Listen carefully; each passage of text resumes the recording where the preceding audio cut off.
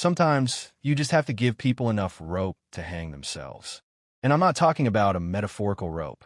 I'm talking about the kind of rope that lets them choose to wear a stripper dress to your sister's medical school graduation dinner and then try to get a restraining order against you because you wouldn't defend her from the waiter who enforced the restaurant's dress code.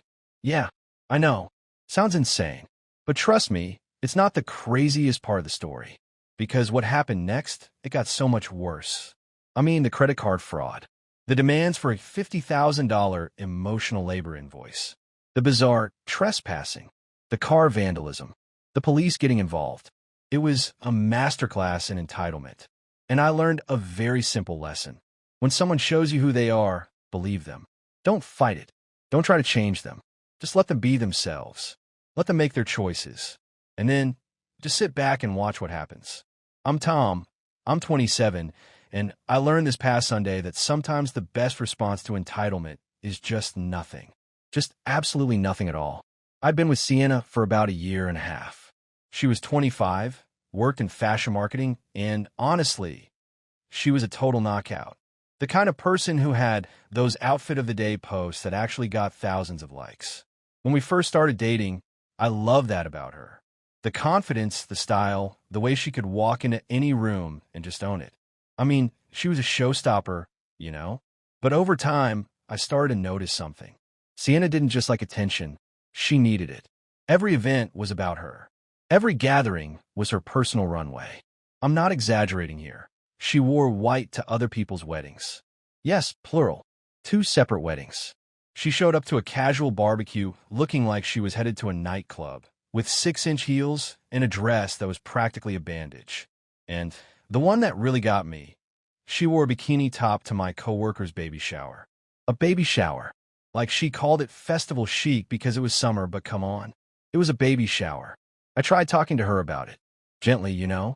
I'd say something like, "Hey, honey, maybe a funeral isn't the place for a neon pink mini dress." Or, "My boss's retirement party, probably not the venue for a see-through top." And each time, I got the same response. "You're so controlling. I can wear whatever I want." And the thing is, she wasn't technically wrong. She could wear whatever she wanted. I wasn't her dad. I wasn't her boss. I was her boyfriend. So I stopped suggesting anything. I figured if she wanted to look ridiculous, that was her choice. Her life, her problem. So last month, my mom called with some big news. My youngest sister, Bethany, was graduating from medical school. First doctor in our family. My mom was so proud. She was planning this big celebration dinner at an upscale restaurant downtown. The kind of place with a dress code and waiters who explain every single ingredient on the menu. It's formal, my mom emphasized. I'm even buying a new dress. Tell Sienna, too. This is a special night for Bethany. I relayed the information to Sienna that evening. She was scrolling through her phone, not really listening. Mom's throwing Bethany a fancy graduation dinner Sunday. Formal dress code. The whole family will be there. She just mumbled, "Mm." She specifically mentioned it's a formal event, I said. The restaurant has a dress code. She finally looked up, annoyed. "I heard you, Tom." "God, why are you already trying to control what I wear?" "I'm not a child. I'm just passing on what Mom said." I told her. Whatever. I know how to dress myself. And so, Sunday arrived. I put on my best suit, the one I saved for weddings and job interviews. And Sienna emerged from the bedroom, wearing a metallic silver dress that looked like it was made from one of those emergency blankets marathon runners use. It was short. Like, I hope she doesn't drop anything short. The neckline plunged to her navel, held together by what I can only describe as dental floss masquerading as fashion. She had 6-inch platform heels on, and her makeup was full-on Instagram baddie. Fake lashes so long they had their own weather system. She looked like she was heading to a music video shoot, not a family dinner. "Ready?" she asked, grabbing her tiny purse. I could have said something. The old me, the Tom from a year ago, would have. He would have started an argument. He would have pointed out how inappropriate it was, how disrespectful she was being to my sister. But the new me, the Tom who had learned his lesson, he just smiled and said, "Absolutely. You look memorable." She preened. "I know, right? Your family's going to die. This dress cost more than some people's rent. I'm sure they'll have strong reactions," I replied, the deadpan in my voice apparently completely lost on her. The drive was quiet. Sienna was taking selfies, adjusting her dress, checking her angles. I was thinking about my sister, the one who had studied for 8 years, survived a brutal residency, and was about to start her career saving lives. This was her night, her accomplishment. We arrived at the restaurant. Valet parking, a doorman, the kind of place where they pull your chair out for you. Through the windows, I could see my family already gathered at a long table. Mom in an elegant navy dress, Dad in his good suit, Bethany in a beautiful burgundy cocktail dress, looking every bit the accomplished doctor she was. I held the door for Sienna. "After you." She strutted in like it was her personal catwalk. The hostess did a visible double-take. "Are you at the Morrison party?" she asked, looking at Sienna and then back at me. "Yes," I confirmed. The walk to our table felt like it took forever. The restaurant went quiet. Not completely silent, but that hush that happens when something inappropriate just occurred in a nice place. Forks paused midair. Conversation stopped mid-sentence. My family's reactions were a masterclass in Midwestern politeness and barely contained horror. Mom's smile froze on her face. Dad suddenly became very interested in his water glass. My older sister Grace whispered something to her husband, who just shook his head slowly. And Bethany, sweet, non-confrontational Bethany, she just stared. "Hi, everyone," Sienna announced, completely oblivious. "Sorry we're late. Traffic was crazy. We weren't late." My mom recovered first. "Sienna, how nice to see you. That's quite an outfit. Isn't it amazing?" Sienna said, spinning slightly to give them the full view. "It's from this exclusive collection. You probably haven't heard of the designer." We sat down, and the waiter appeared immediately.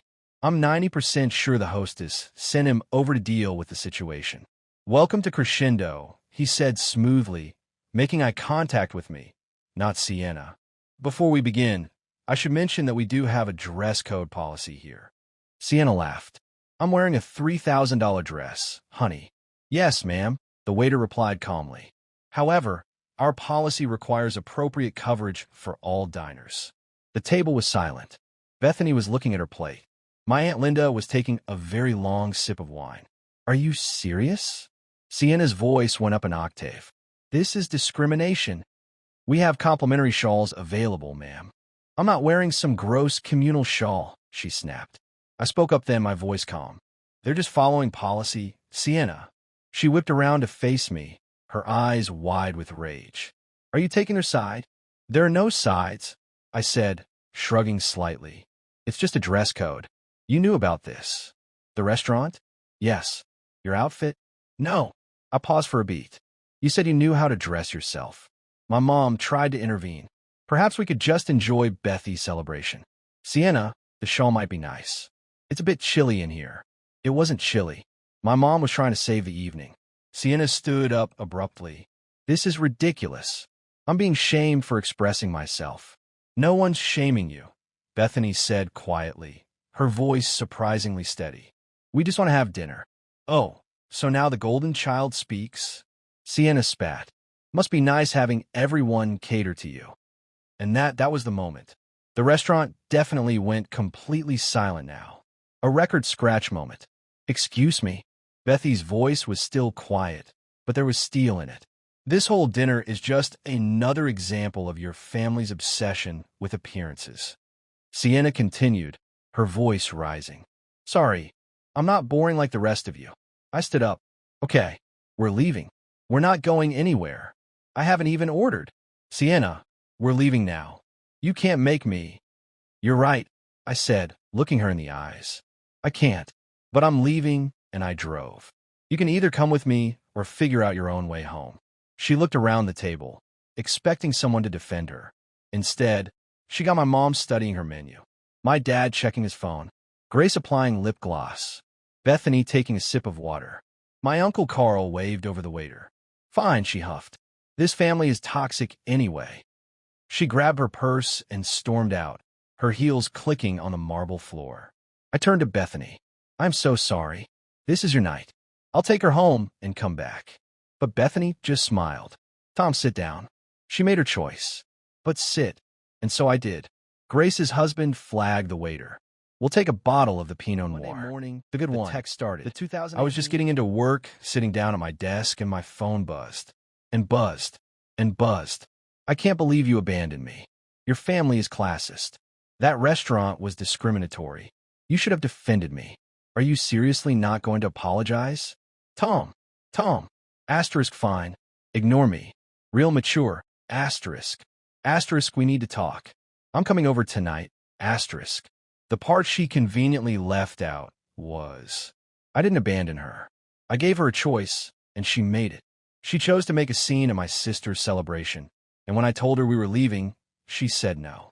She wanted to stay, and she wanted me to stay, and she expected me to force my family to accept her, or something. I don't even know, but I wasn't going to let my sister's night be ruined by her tantrum. So I left, and she had to figure out what to do next. I decided not to respond.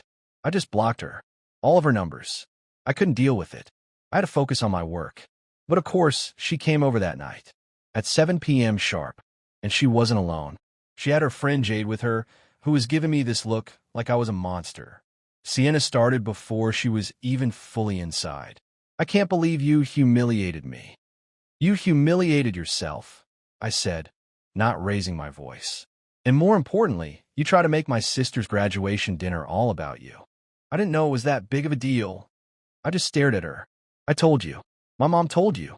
The restaurant told you. She threw her hands up in the air. You set me up. You totally wanted this to happen. I told you it was a formal event. You chose to wear a club dress to a nice restaurant. How is that my fault? Jade, her friend, jumped in then. You could have warned her about the dress code. I did, I said, turning to her. I did. She said she wasn't a child and knew how to dress herself. That's not the same as saying there was a specific dress code, Jade argued. Actually, it's exactly the same, I said. I said formal. The restaurant has a dress code. These are standard things that adults understand. Sienna started a rage cry then, tears streaming down her face, mascara running a little. You're so controlling. You probably wanted this to happen. No, I said, my voice as calm as I could make it. I wanted to celebrate my sister becoming a doctor. You wanted attention, and you got it. You just didn't like the kind you received. She blinked, and I saw a moment of clarity flash in her eyes before it disappeared. I'm done. We're over. I just stared at her. You're going to regret this. Okay. She blinked again. Okay. That's it. What do you want me to say, Sienna? You made everything about you. You insulted my family. You called my sister the golden child at her own graduation dinner, and now you're in my apartment yelling at me. Yeah. Okay, we're done. She grabbed her things. She'd been slowly moving stuff in, so she had a box of clothes and some makeup and stormed out, Jade glaring at me from the doorway. As they left, Jade said, she deserves better than you. Probably I agreed, just to watch her jaw drop. Good thing she's free to find it now. That was 2 weeks ago. Since then, I've heard through mutual friends that Sienna's been telling everyone I'm controlling and manipulative, that I set her up to fail at the dinner. She leaves out the part where she insulted a newly graduated doctor at her own celebration. But here's the thing. I don't care what she tells people. The ones who matter, they know the truth. Bethany texted me the next day. Asterisk, thank you for handling that so well.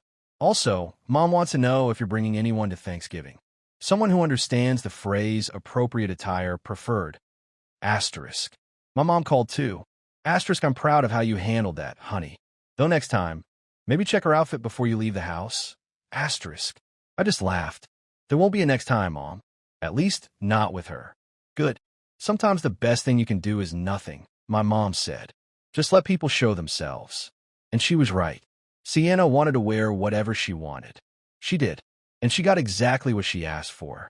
Complete freedom to make her own choices and the freedom to live with the consequences. But I thought the story was over. I was so wrong. The entitlement escalated in ways I didn't see coming. You need to buckle up for this next part, because it gets insane. After the breakup, I blocked her on everything. I started playing on a new rec league basketball team, caught up with friends I neglected, even went on a couple of casual dates. Life was good. Then last week, I got a call from my credit card company. Unusual charges. Someone had tried to buy $4,000 worth of designer clothes online using my card. The shipping address? Sienna's friend Jade's apartment. Yeah, she had kept my credit card info from when I'd let her use it for emergencies. I disputed the charges, canceled the card, and filed a police report for fraud. The detective said it was pretty open and shut since the shipping address wasn't mine, and I had proof the relationship ended weeks ago. Easy. Problem solved. Or so I thought. 2 days later, I got an email. To my work email address. From Sienna. Tom, it started. Asterisk, I've been thinking about our relationship, and I've realized you owe me compensation. I invested 1.5 years of my life in us. I turned down opportunities because I was committed to you. I decorated your apartment. I enhanced your social life. After careful calculation, you owe me $50,000 for my time and emotional labor. This is non-negotiable. Payment plan attached. Asterisk. She attached an actual invoice. With line items. Relationship management. $15,000. Social enhancement services. $8,000. Aesthetic improvements to living space. $5,000. Emotional support. $10,000. Event planning and coordination. $7,000. Opportunity cost. $5,000. I forwarded it to my lawyer friend, who just laughed for 5 solid minutes. But the best part, the part that makes this all so unbelievably insane, she CC'd my boss in HR. And somehow, she found my mom's work email and CC'd her too. My boss called me into his office. "Morrison," he said, shaking his head. "What the hell is this?" I explained the situation. He just shook his head again. "Your ex is creative, I'll give her that. Also insane. You need a restraining order." HR was less amused. They had to document everything because she'd involved the company. The legal department got involved when she sent a follow-up email threatening to sue the company for enabling emotional abuse by employing a narcissist. And my mom's reaction, that was legendary. She hit reply all. And she sent this to Sienna. Asterisk, thank you for the invoice. I prepared my own. Ruining Bethy's graduation dinner. $5,000. Therapy for family after witnessing your behavior. $3,000. Dry cleaning for restaurant shawl you call gross. $50. Teaching my son to recognize red flags. Priceless. Please remit payment immediately. Best, Mrs. Morrison. Asterisk. But Sienna still wasn't done. She showed up at my apartment building on Thursday, somehow got past the door, and started knocking on every apartment on my floor, asking about me. She told my neighbors we were engaged. We weren't. She said I'd stolen her grandmother's ring. She doesn't even talk to her grandmother. And she said she was pregnant. She definitely wasn't. My neighbor, Mrs. Guerrero, a 70-year-old retired teacher who takes no crap from anyone, called me immediately. "Tommy, there's a crazy girl in a weird shiny outfit banging on doors. Says she's your fiancé. Call the police, Mrs. G. She's my ex, and she's not supposed to be here." "Already did, honey. Just wanted to give you a heads up." Also, she's wearing a metallic jumpsuit to a residential building on a Thursday afternoon. By the time I got home, the police had already removed her. She'd apparently told them she lived there, but couldn't produce a key, an ID with the address, or any proof. When they asked which apartment, she got the number wrong. The building management was not happy. They issued a no trespass order and circulated her photo to all staff. Then Friday morning, I woke up to find my car keyed. But here's the thing. I park in a gated garage with cameras. Crystal clear footage of Sienna in yet another metallic outfit. Girl had a theme. Keying my car at 3 a.m. How'd she get in? She still had the garage clicker I'd given her months ago. This time, the police were very interested. Credit card fraud, harassment, trespassing, and now vandalism. The detective sat me down. "Sir, I'm going to be straight with you. This is escalating. You need a restraining order yesterday." I filed that afternoon. An emergency order was granted immediately based on the evidence. Court date set for a permanent order. But the universe has a sense of humor. Guess who was at the courthouse at the same time, fighting a ticket for parking in a handicapped space? Yep. She saw me and immediately started screaming about harassment and stalking in a courthouse with several officers present. It didn't go well for her. My lawyer, I hired him after the invoice stunt, met her lawyer in the hallway. Turns out she was already in legal trouble. The credit card fraud case, 3 unpaid parking tickets. The texts had stopped, she was gone, and my family was finally able to celebrate my sister's accomplishment the way it was supposed to be celebrated. I figured that was it. She'd go back to her life, I'd go back to mine, and we'd both learn a lesson. I had no idea how wrong I was. It's like she had this switch in her brain, and the second I broke up with her, it flipped. She went from being this confident, entitled person to a full-blown psycho. This started with her trying to use my credit card. Yeah, I had given her my credit card information months ago for emergencies. She said she had a big project at work and her card was getting declined, so she needed to buy supplies. I'm a nice guy, I guess. I let her. I didn't think anything of it. And when we broke up, I didn't even think to cancel the card. I just didn't. So, last week, I get a call from my credit card company. They're asking me about some unusual charges. The automated message listed a bunch of high-end designer clothes for $1,000 worth of them. And the shipping address, it was her friend Jade's apartment. I called the police, and they said it was pretty open and shut. She had used my credit card without my permission after we broke up.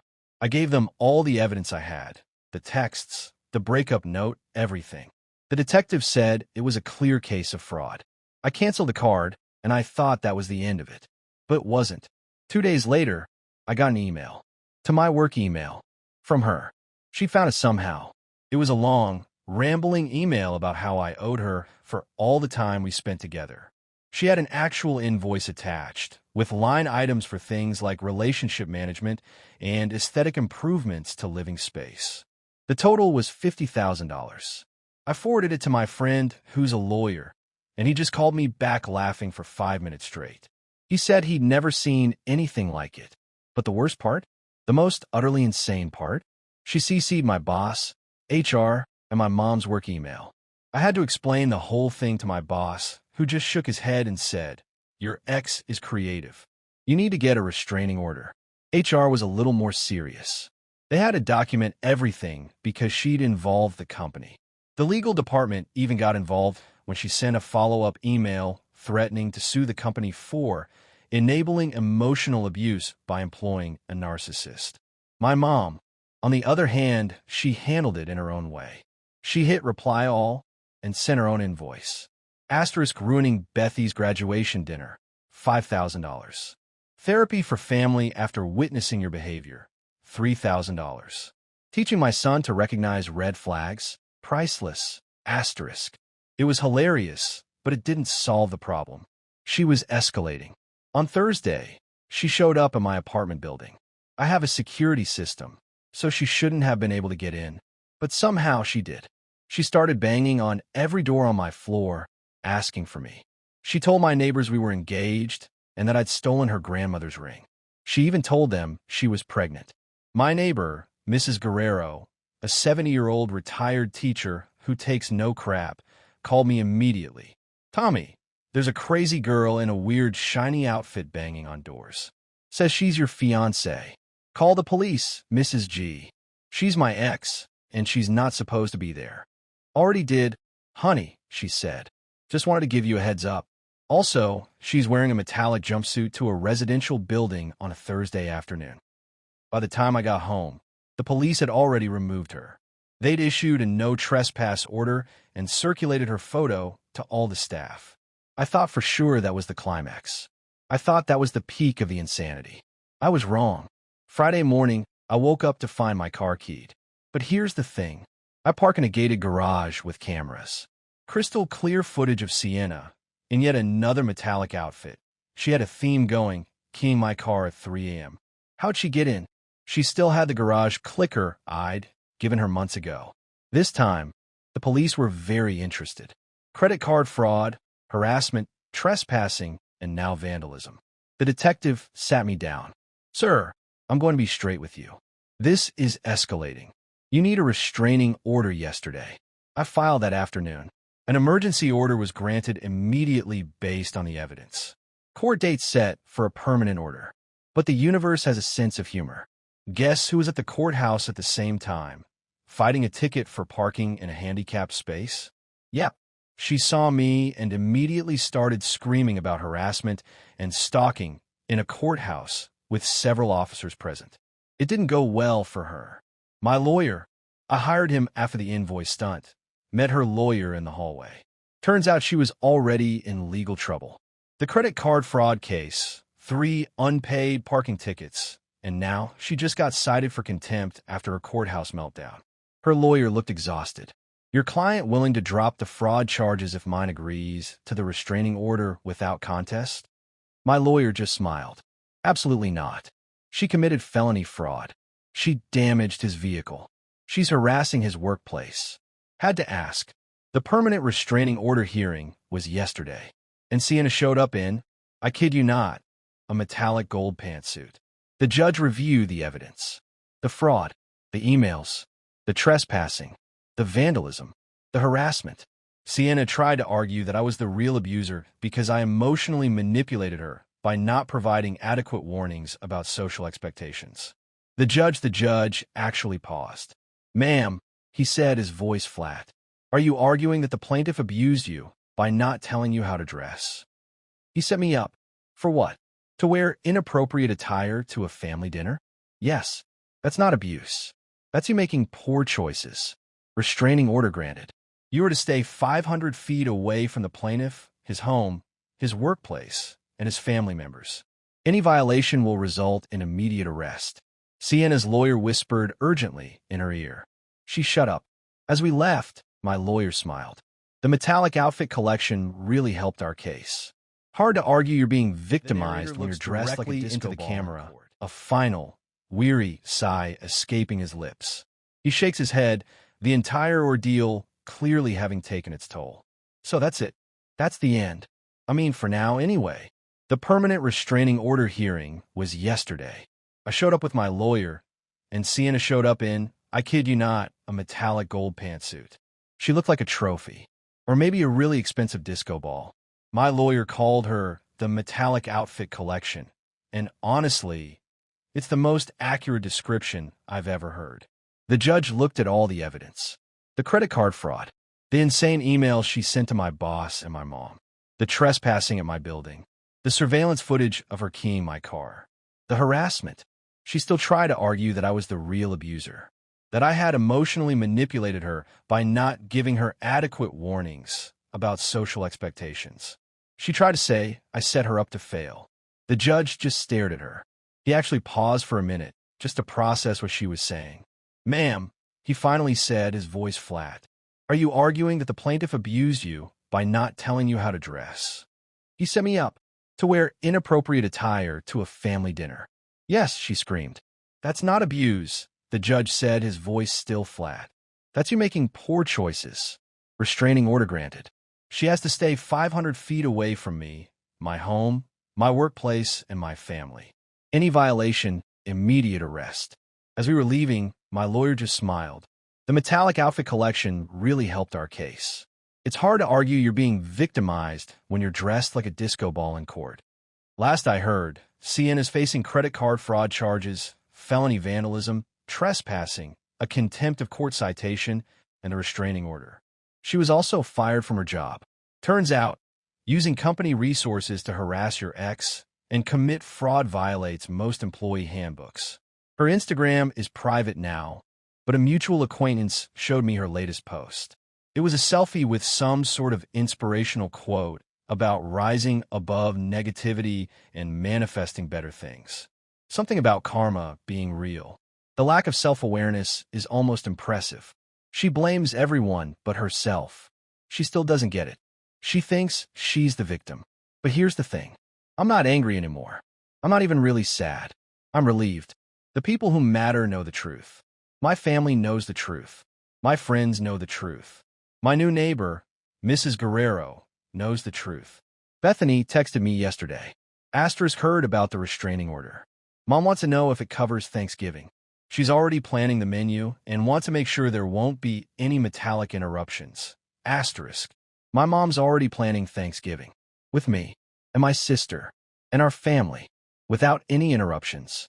I'm getting a new apartment next month. A fresh start, better security, no shared garage clickers, And Mrs. Guerrero already gave me 3 references for nice girls who dress appropriately. She's 70, but she has a better read on people than I do. Looking back, yeah, I saw the signs.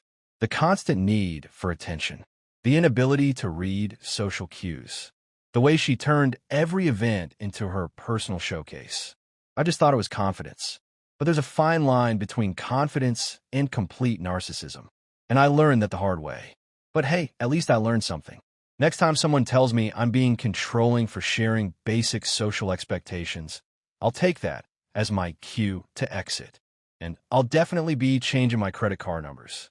Just got one final update from my lawyer. Sienna took a plea deal on the fraud charges. Probation and restitution. She has to pay me back for the attempted fraudulent charges and the damages to my car. She also has to take anger management classes as part of her probation. The best part? The anger management classes have a dress code. Business casual attire required. The universe really does have a sense of humor.